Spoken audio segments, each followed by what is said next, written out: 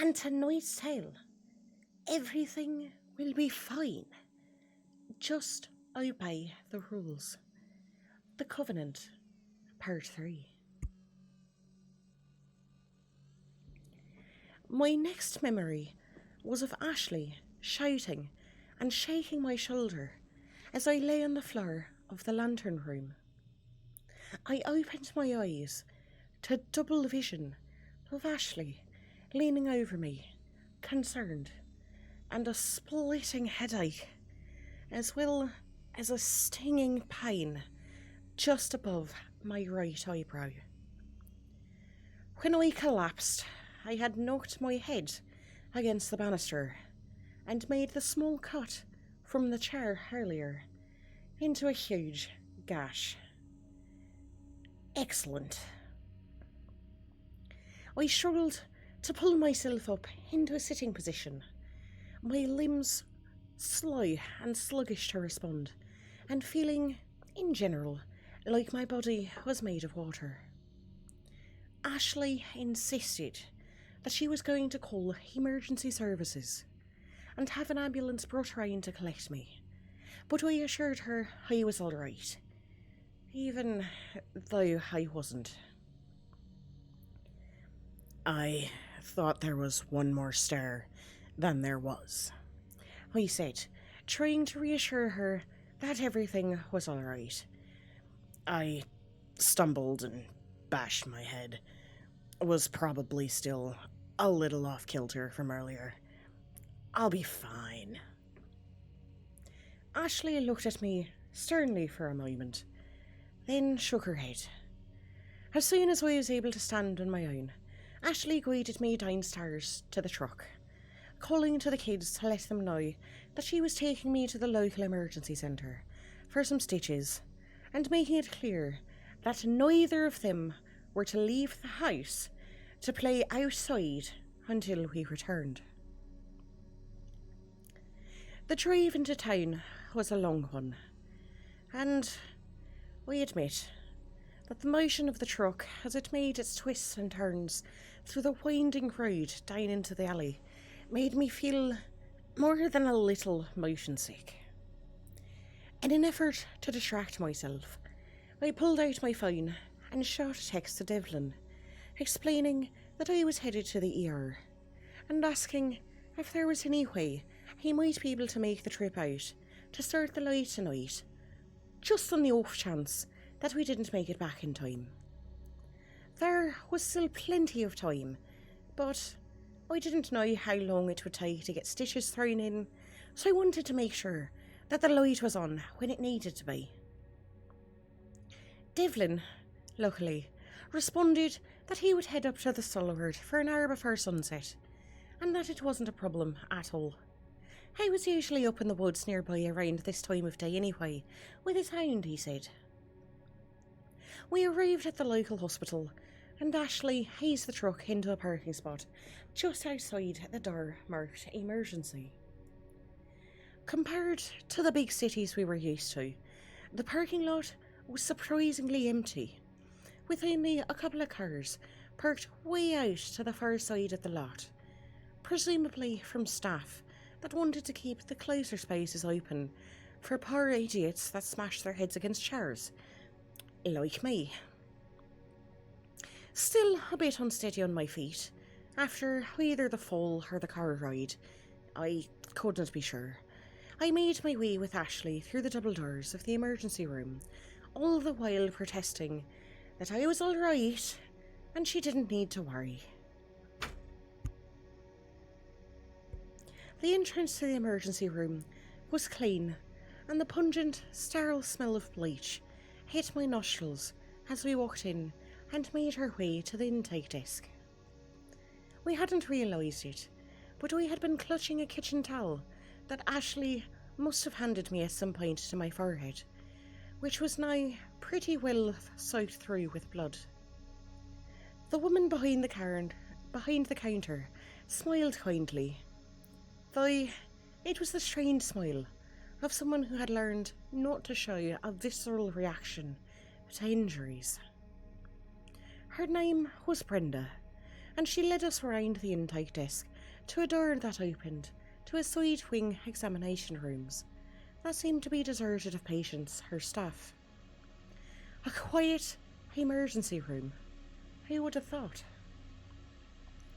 Brenda got us set up in exam room 1 and pulled the little curtain that served as a door closed as she left to go fetch a doctor. "Should be a fairly quick in and out," Ashley said from her seat in the plastic chair in the corner of the exam room while I sat on the bed. "Benefits of moving to a small town. No wait when your husband cracks his skull open." She grinned up at me with a wink and a smile, and I smiled back at her teasing. She had been pretty worried about me, of course, and mostly silent and focused on getting to the ER our whole trip, something she did when she got stretched. But now that we had arrived, and there was no frantic scrambling to get a doctor that would have indicated something was seriously wrong, her smile was back as the tension started to drain away from her beautiful features, and the colour started to return to her dimpled cheeks. Dr. Francis, in his pristine white jacket, was with us soon enough, laying me down on the bed, disinfecting the wound, injecting a local anaesthetic, and stitching me up. He seemed like a nice guy, if not a little regimented.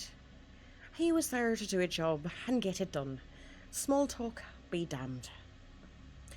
All said and done, Ashley and I were out of the ER and headed back to the Stalward and the kids in just about an hour.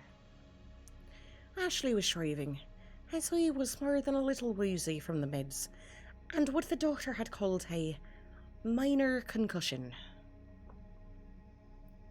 On the drive home, I shot a text to Devlin, letting him know that I'd make it back to the Stalward in plenty of time after all, and thanked him for being willing to stop by. He replied almost immediately, asking if I still wanted him to drop by anyways for the second night to make sure that I had everything under control. I have to admit, he was a lot more thoughtful than I was. I thanked him and informed Ashley that we'd be having a guest for dinner. Ashley smiled at the thought and then had me call the kids to make sure the groceries had been delivered. They had indeed been delivered while we were gone, and the kids had put them away in the cabinets, pantry and fridge.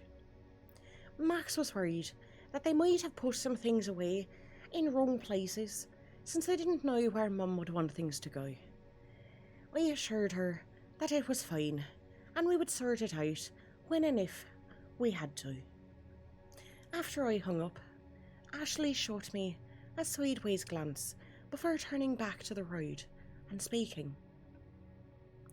"So, they went outside to bring the groceries in, after I told them to stay in the house," she said, shaking her head slightly.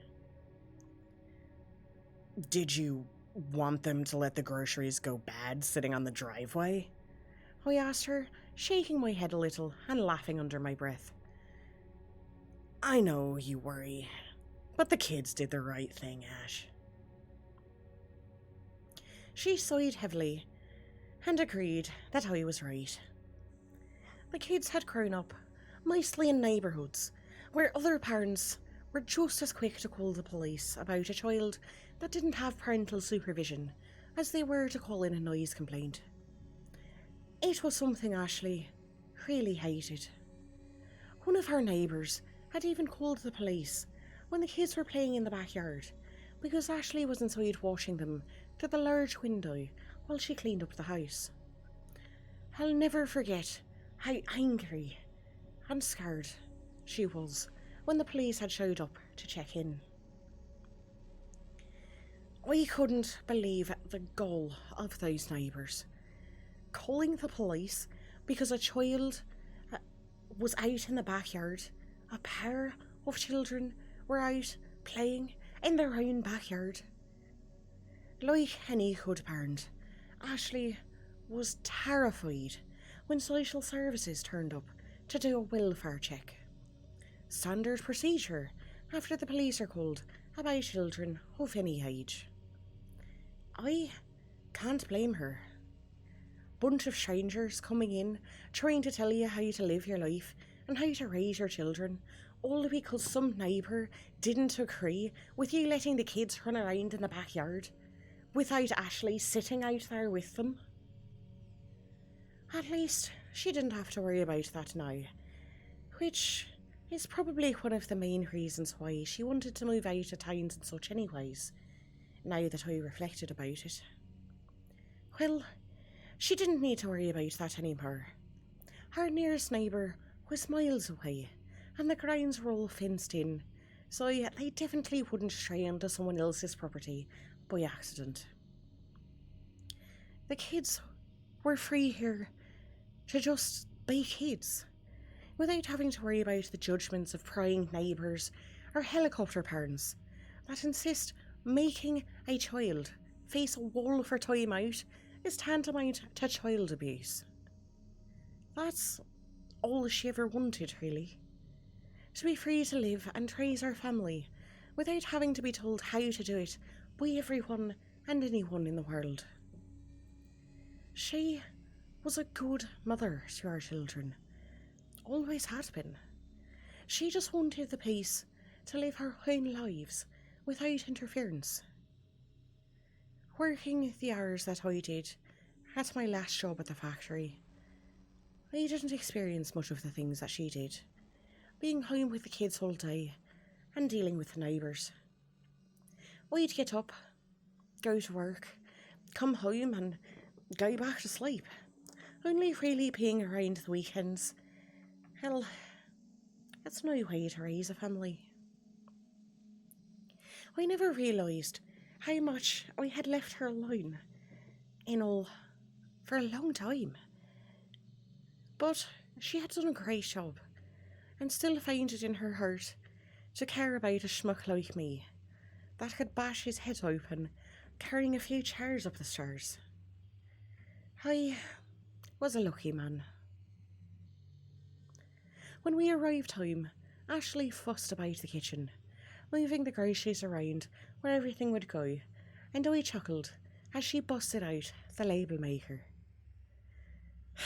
It was adorable, really, watching her dance delightedly about, sticking little labels that said pasta and coffee to shelves. Simple things like that made her unreasonably happy. But that's what made Ashley, well, Ashley. I offered to help her start dinner, but of course I was shooed out of the kitchen for her to work and make a meal for her guest.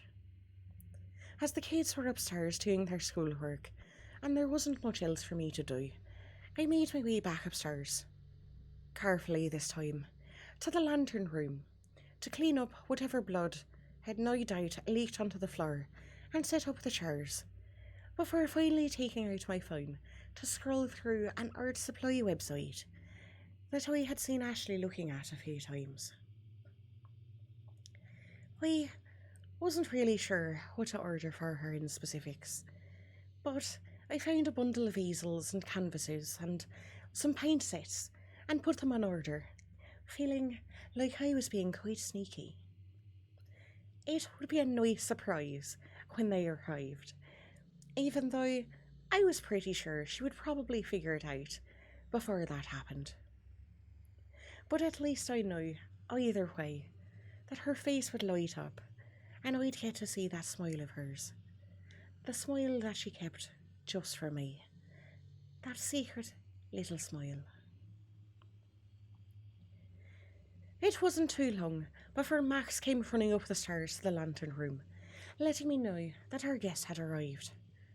Or rather, as Max had put it, the big hairy guy that looks like an old-timey lumberjack. I ruffled Max's hair and headed downstairs to greet Evelyn, whose face cracked into a huge grin and then hurled with laughter after I told him how Max refers to him. Ashley was bustling around the kitchen, her dull red apron, that she assures me was actually something called Shiraz, had gone white in places from flour. She fussed over Devlin, offering him tea and coffee, and then banished them in from the kitchen until dinner was ready, assuring us, with more than a little exasperation, that her help definitely wasn't needed. Devlin and I made our way to the second floor living room and took a seat on the sofa, mugs of coffee in hand. Devlin was surprised to see that we were setting up the floor as the living room.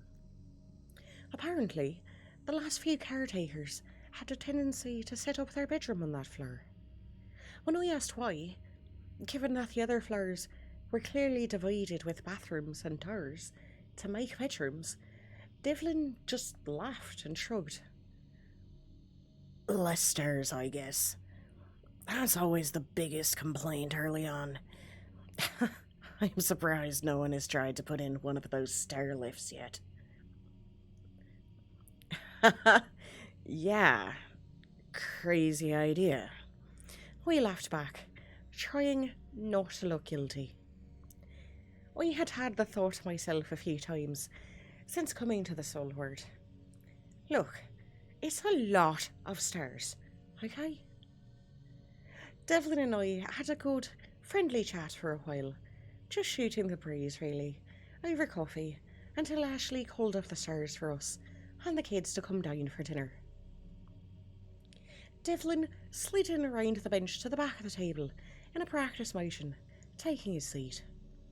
We sat next to him on the right, with a space open to my left for Ashley, who would end up between us and Briar, and Max slid in on the other side.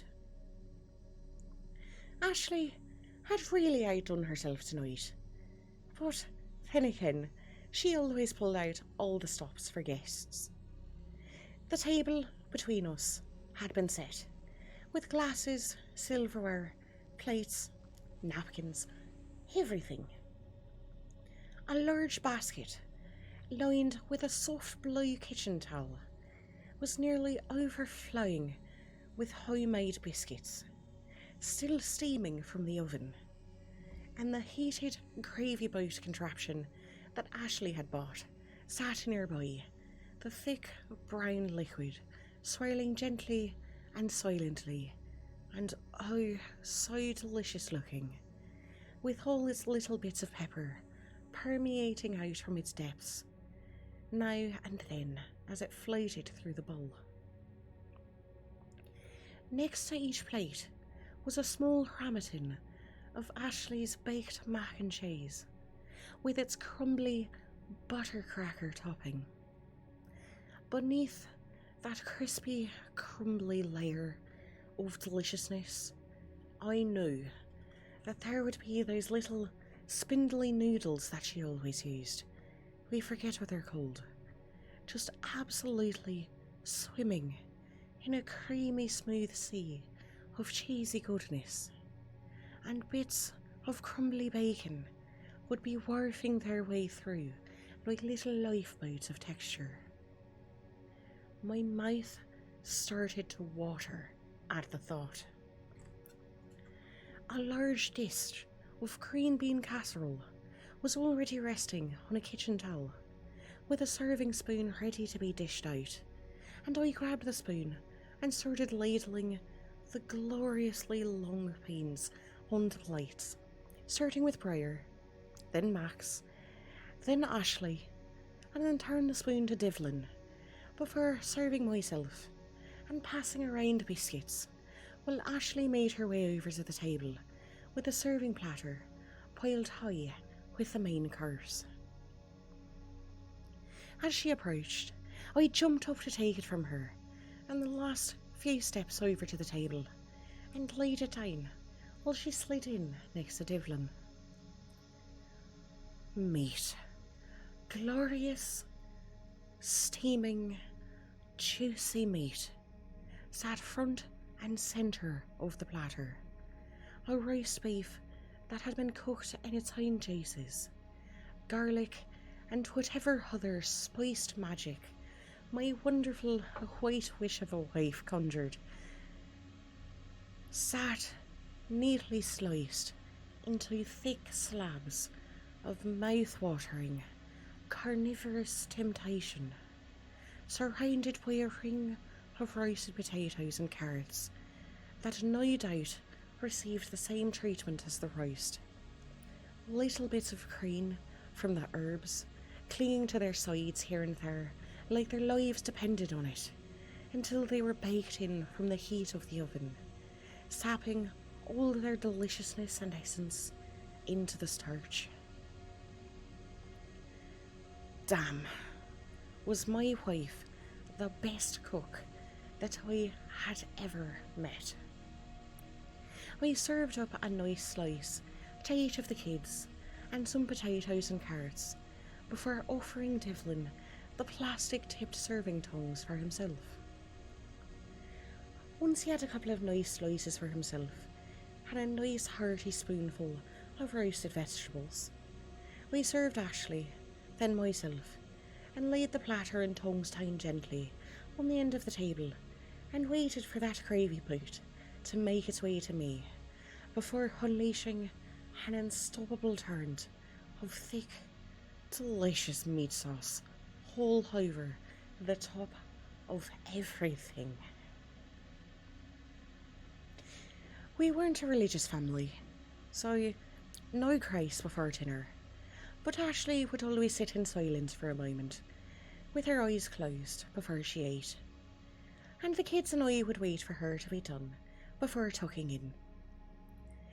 Devlin noticed Ashley sitting for a moment with her eyes closed, and, thinking it was a good idea, bowed his own head and shut his eyes for a moment, then peeked out of one at Ashley. As soon as she picked up her head and opened her eyes, Devlin sat up straight with a first innocent-looking smile on his face. Ashley, having caught him, started to giggle, and soon the whole family was laughing. "I don't force my beliefs on anyone else, even the kids," she explained as she started cutting into her meat. "So I just give thanks silently and call it a day." Devlin jovially responded that there was nothing wrong with that at all, and then immediately began complimenting Ashley on how good everything looked and smelled, and thanking her for all the work that she had put in just on account of a roughneck like him. Ashley beamed with pride at the compliments, especially as the kids and I chimed in as well, and Devlin favoured her with some loud, gruff moans of appreciation as he tried everything.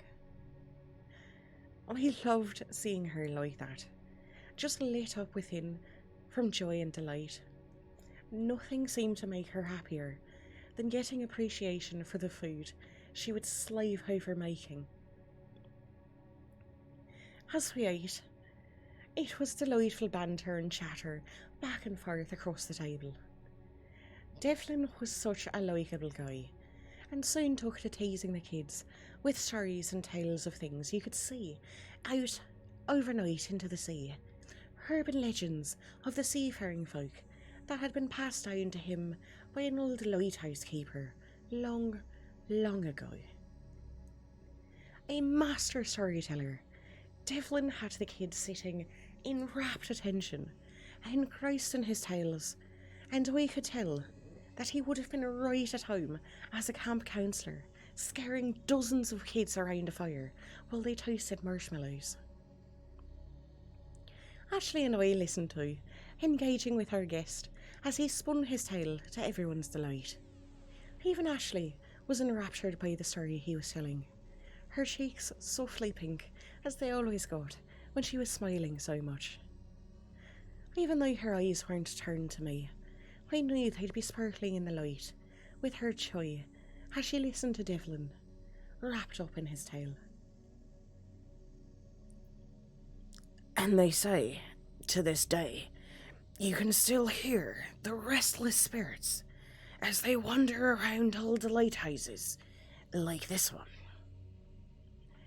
Devlin fell silent as the kids stared back at him, mouths agape at the conclusion of the tale of spirits lost at sea that attached to lighthouses near their wrecks.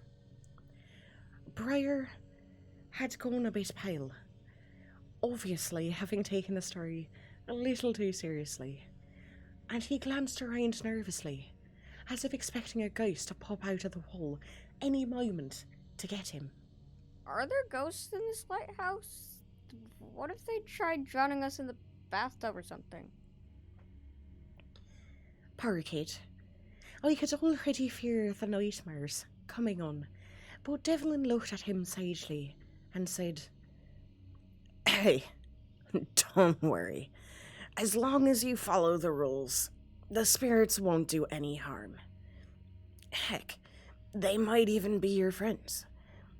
That's why every lighthouse comes with a list of secret rules, so you never have to worry about that, buddy. Briar perked up, remembering the rules that he had to sign before we moved in, and I gave a small thank you nod at Devlin as the kids excused themselves from the table to run off for showers before dessert, as Ashley started cleaning the table. I tried to help her fuss, but she reminded me that we had a lamp to light, and she could handle the dishes, and would call us back for dessert. We kissed her cheek and grabbed her butt quickly when Devlin wasn't looking to make her giggle, and then made the dreaded walk up to the 8th floor stair again. We went as slowly as I dared, without looking like a weakling, and tried my best not to huff and puff my way up the stairs, even though there were a lot of stairs, and I was stuffed to the gills with roast dinner. We made it to the lantern room, sure enough, as Devlin informed me that my wife indeed was one hell of a cook, and I was a lucky man to have such a lovely family, and exchanging all the required manly pleasantries as I made my way around the room, flipping switches and turning knobs in preparation to switch the Stalward on for the night. When I had finished, before I threw the switch, I looked over at Devlin. I think that's about right, yeah? Didn't hurt to have him look over everything, since he was here. Devlin gave me the go-ahead nod, and I threw the switch. The Stalward sprang to life with its gentle hum, and began sending its twin beams of brilliant light out into the landscape, beyond and over the sea. I grinned. Piece of cake, really. I really appreciate you stopping by and giving Briar that little bit so he wouldn't be worried about being haunted by ghosts. It's no problem at all. I love this old lighthouse. Wouldn't want to see anything bad happen to her, he said. She can be a feisty old gal sometimes. I don't mind helping you out if you ever need it. We made our way back down to the kitchen while Ashley called us for dessert, and we settled in for a warm cherry cobbler topped with vanilla ice cream and coffee for the adults, and Devlin once again regaled us all with the history of the town and how it had been settled and had been a fishing town for years and years. Ashley got up to the start of the dishes, still well within earshot and able to continue on the conversation while she cleaned up after everyone, once again batting me away while I offered to help. She loved playing the host. Even though the town wasn't a fishing spot anymore, there were still annual festivals held in town throughout the year, where you could wander the streets, buying fish, fresh and fried, rides for the kiddos, firework displays, the whole 9 yards. I couldn't tell who was more excited about the prospect, the kids or Ashley. It had all the trappings of that small town quaintness that she had grown up with and longed to have again for her own children. Her smile was brilliant, and her eyes sparkled as she kept turning to me as Devlin talked, her eyebrows wiggling in a, "We have to do this way." I chuckled and nodded along, declaring that we would definitely have to check some of these out. Next one's coming up soon, Devlin said, to the absolute glee of my family. Tuesday, October 25th, is the Fall Fish Festival this year. Sure, you and your lovely family will have a great time. Not too far away at all. We would definitely have to make plans to go. We would no doubt be settled in by then, and it would be nice to get out and meet some of the townspeople that we probably wouldn't be ending up interacting with too much otherwise. It's good to know your neighbours, but not to live on top of them. At about 8 o'clock, Ashley kicked the kids out to head upstairs to brush their teeth and start winding down for the night. And though she offered Devlin more coffee, he graciously took that as his cue to leave. I walked him to the door, and we exchanged thank yous for the help and the dinner, and a few more compliments for Ashley and I about the kids, before he made his way down the driveway with a promise to lock the gate on his way out. After I closed the door, I slipped my arms around Ashley's waist from behind as she was putting away the last of the dishes, and gently spun her round towards me, before kissing her gently on the forehead and thanking her for the amazing dinner. She was positively beaming, energised by the whole experience of the night, and immediately started gushing about how nice it was to have been able to have someone over for dinner without worrying about what they'd say or think about the house or the kids. To get to cook a nice meal with all the kitchen space she now had. How happy it made her. I couldn't do much more than just feel that small little ember of masculine pride in my chest that always flared to life when I had done something to bring her joy. In this case, having finally been able to provide my beloved with the simple little life that she had always wanted. So there were a lot of stairs to climb all the time. I'd get used to it. And the yard was going to take a lot of work to whip into shape, but not a big deal. Ashley was happy here, and that made me happy. As we shut off the lights in the kitchen and made our way up the stairs to the living room, I was stunned by how much Ashley had managed to unpack and get set up in the kitchen already, let alone the living room as well. All the boxes had been cleared out of the room, packed, it seemed. The large rug sat with its familiar rings of colour on the floor underneath the coffee table near the sofa, over which was draped what she called her couch blanket, a knitted throw blanket of soft pink and grey yarn that she liked to snuggle down under with a mug and a book, and assure me for the 100th time that it was not knitted, it was crocheted. There were a few shelves on the walls that Ashley had filled with various objects I hadn't seen in years. Things I didn't even know we still had. The dragon egg shaped candles that I had gotten her for Christmas one year. A statue of a wolf that breathed incense smoke out of its mouth that Briar and I had picked out for her.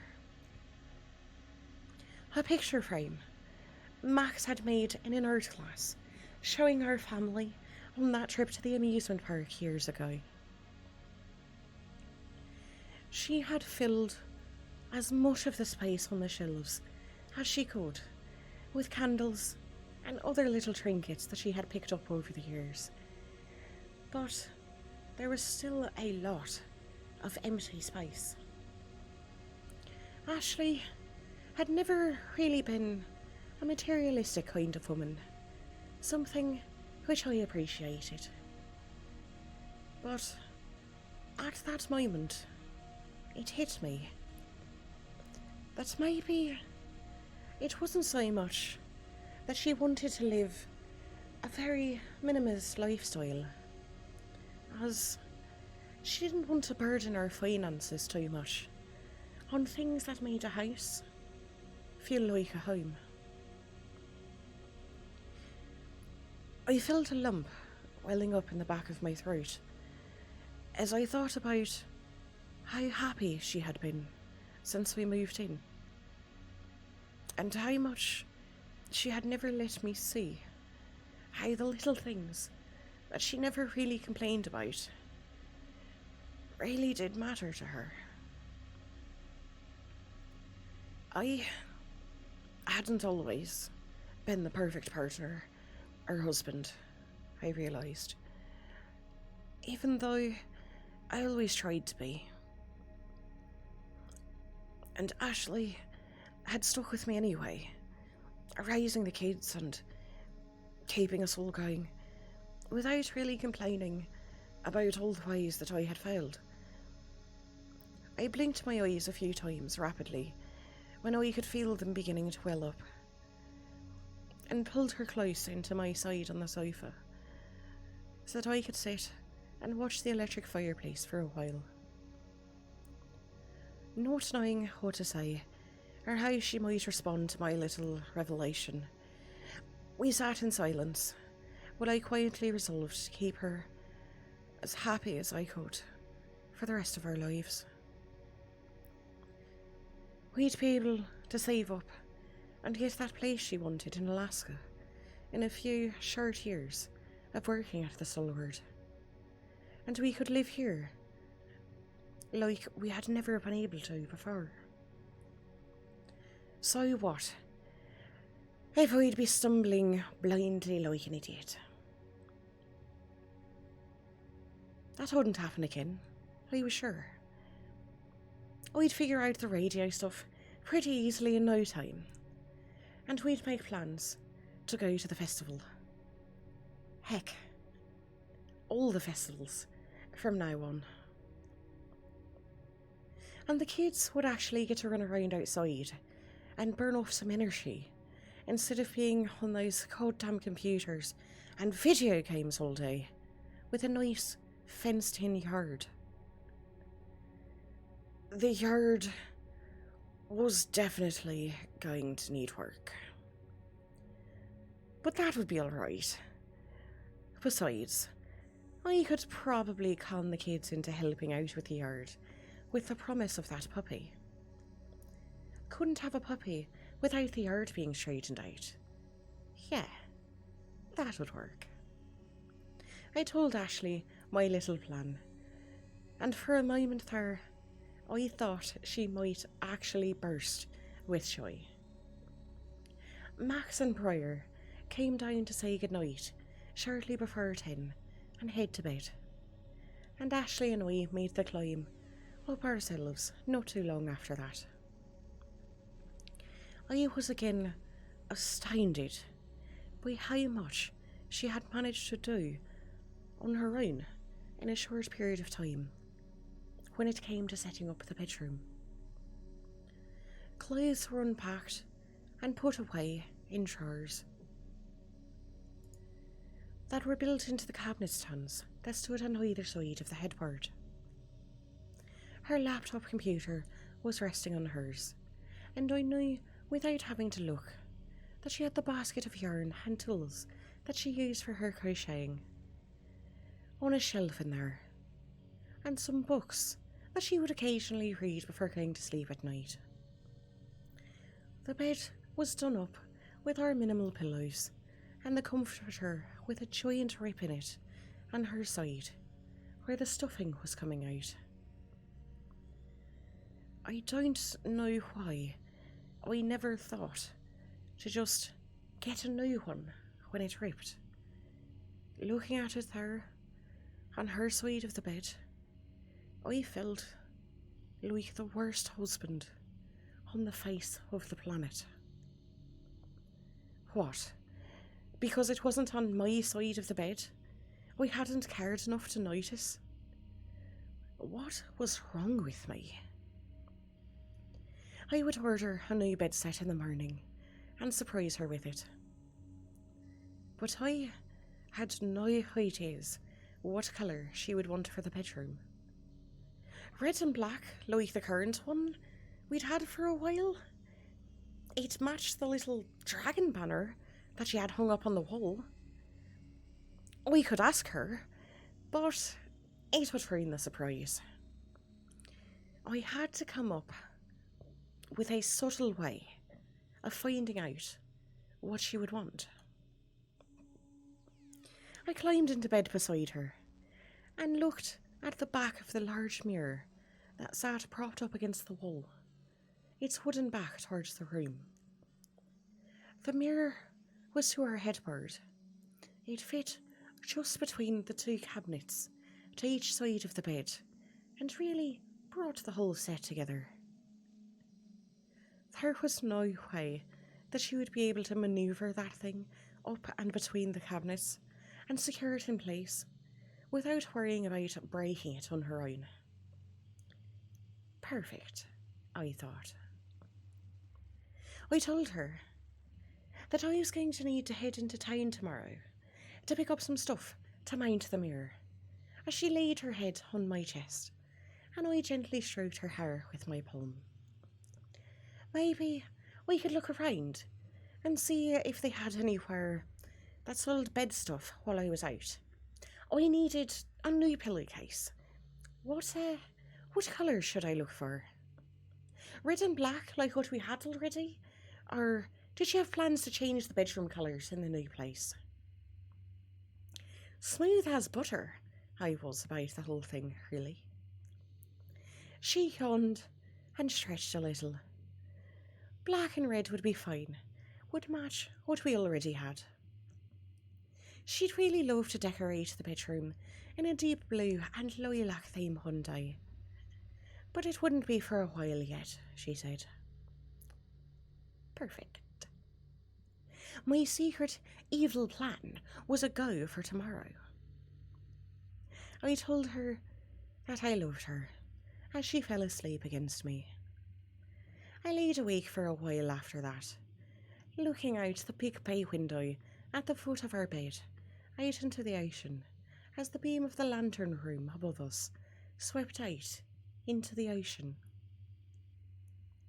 It was almost hypnotic, how soothing it was, watching one beam skim out over the waves, illuminating a small stretch of the world at a time, with its light before leaving it in darkness, only to have the second beam come and light it again.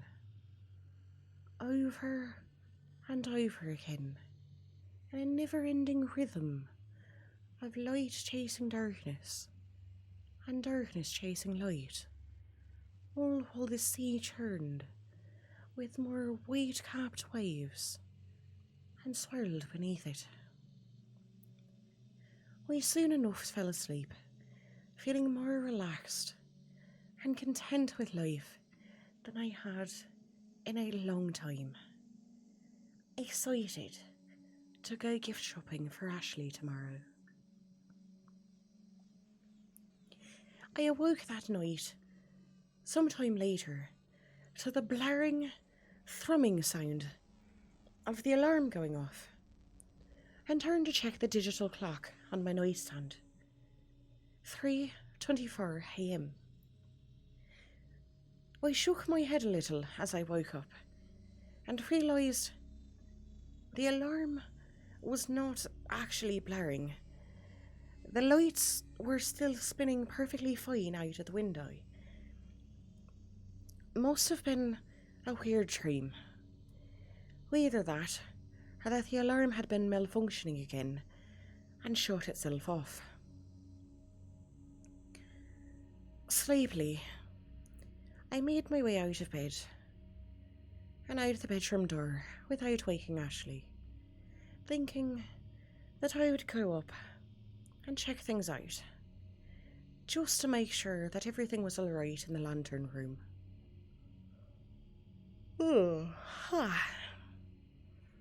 As I got onto the stairs, I heard a soft sound coming from down the stairs, and it sounded like muffled crying. As I made my way down the stairs, slowly, one at a time, the sound of muffled crying got louder. Another step down, louder still, and less muffled. The crying sound intensified as I made my way slowly down the spiral staircase, reverberating off the walls and swelling in intensity as if it was bouncing off the walls, growing in volume until it was like the shrieking of 1,000 harpies in my ears. I blinked my eyes several times as they suddenly filled with a burning sensation, and my head swam along with the balance. I gripped onto the banister tightly as I reached the landing outside of Briar's closed bedroom door.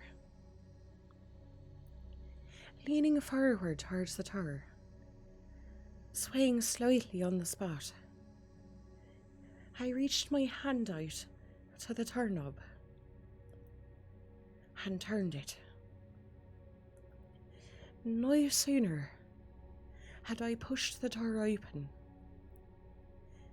did the sound that I had been hearing finally clarify, seeming to change in my ears to the sound of Briar sitting up in bed, crying terrified tears, having woken up from what I could only assume was a nightmare.